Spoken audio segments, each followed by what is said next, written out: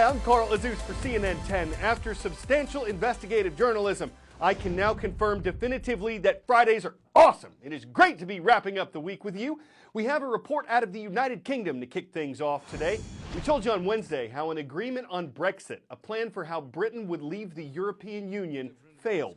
The deal was made between the EU and the administration of British Prime Minister Theresa May, but it needed to be approved by Britain's Parliament first, and British lawmakers voted against it.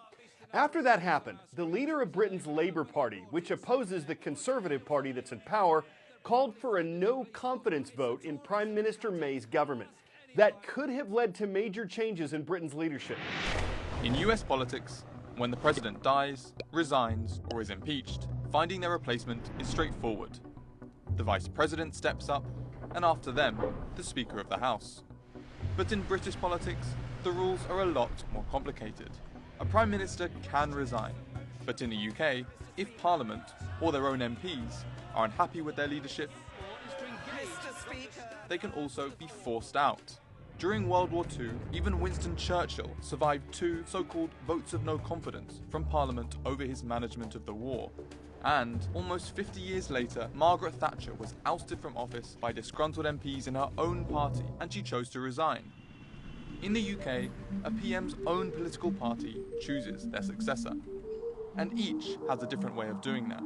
Conservative MPs elect 2 candidates from a choice of MPs who put themselves forwards. Then, the public membership of the party votes for the winner. However, most Brits aren't registered members of a political party. Unlike the Conservatives, in the Labour Party, once candidates are endorsed by Labour parliamentarians, registered members from the general public have as much say as politicians. Members vote, and if one candidate wins 50% of the ballots, then they win the election. If no one does, then the least popular candidate is eliminated, and voters' second preferences are considered, until one candidate holds 50% of the votes. This allows unexpected choices for party leader, like Jeremy Corbyn, a far-left candidate. He was elected to head Labour in 2015 after a groundswell of popular support. Parliamentary rules mean that if this new leader can form a new government within 2 weeks, he or she can hold on to the PM seat. This is how Theresa May came to power after David Cameron resigned in 2016. But before they officially become PM, the royal family has to have a say. This is the United Kingdom, after all. The Prime Minister serves at the pleasure of the monarch. So before the PM can move into number 10 Downing Street, the official residence, they pop by Buckingham Palace to request the Queen's blessing to form an official government. And with that, the UK has a new PM. But the vote held in the British government on Wednesday confirmed that May still has the confidence of lawmakers. In December, she won a confidence vote within her own Conservative Party. This week, the bigger House of Commons, which includes hundreds more lawmakers from several more parties, voted in favor of Prime Minister May's government staying in power. The count was 325 to 306. The nation's leader still has the immense challenge of figuring out Brexit, but she also gets to keep her job as the person to do it and to lead Britain. 10-second trivia. Patriot, Stinger, and Tomahawk are all names of what? Military missions, missiles, modeling agencies, or monster trucks? All of these are the names of missiles used by the U.S. military.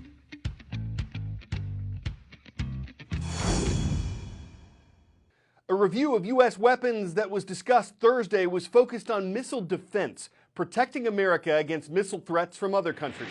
When President Donald Trump visited the Pentagon to discuss America's strategy, he mentioned defending the U.S. from space. The plan would be to deploy sensors there that could discover when a missile was fired from the ground and then keep track of where it went. It's not clear what the cost would be for a program like that. Other options for missile defense could include lasers deployed from drones that would destroy incoming weapons, and a system that's now in place uses interceptor missiles to blow up ones that are in flight. A company that makes those also manufactures computer-guided cruise missiles.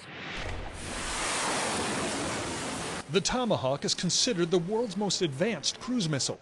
It's been used in combat more than 2,000 times by the U.S. Navy, from Syria to Sudan to Serbia. And all of the new Tomahawks come out of one factory, this one, in a city and state we've been asked not to reveal for security reasons. The 20-foot-long Tomahawks are manufactured by the Raytheon Company. Kim Ernzen is one of Raytheon's top missile executives. And this is the final configuration before it goes out the door to our customer.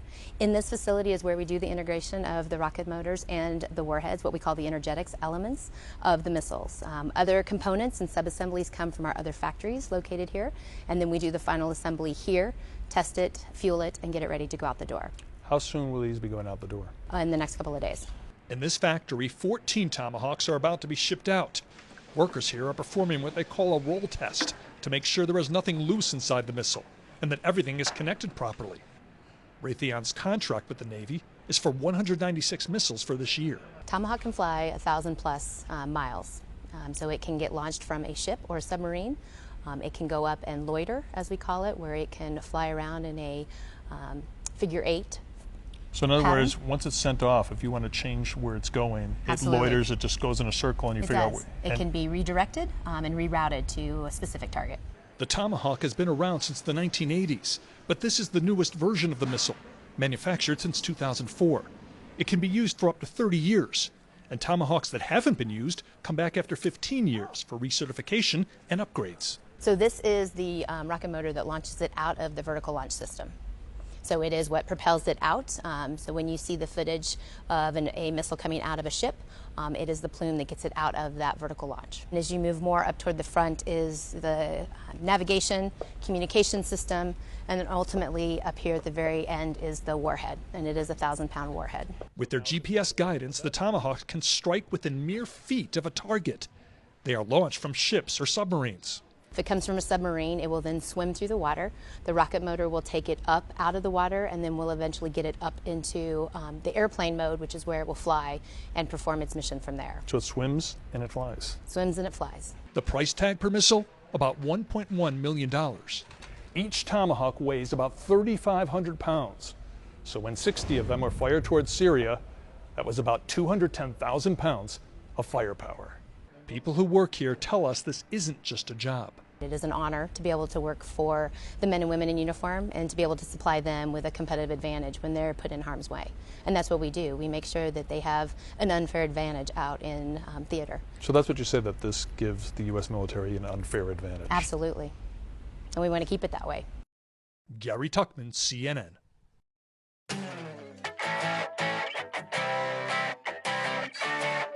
Lesser-known creations made with three-dimensional printers, musical flutes, shoes, a bridge. And unlike the 3D printed coat hooks or phone cases you've seen, this thing is made of concrete and it spans more than 86 feet over a pond in Shanghai, China. Dozens of hollow concrete sections were printed and then joined together to make it. The bridge is also said to be more than 30% cheaper to build than a traditional one. Of course, it's not a bridge over troubled water. It may not get many sighs. For those who can't travel to China, it's a bridge too far. And people who build bridges on rivers might ask, why? But it does take old methods and bridge them with new technology, so we'll see if it stands the test of time. I'm Carl Azus. We'll be off next Monday for the Martin Luther King Jr. holiday. We'll look forward to seeing you Tuesday when CNN10 returns.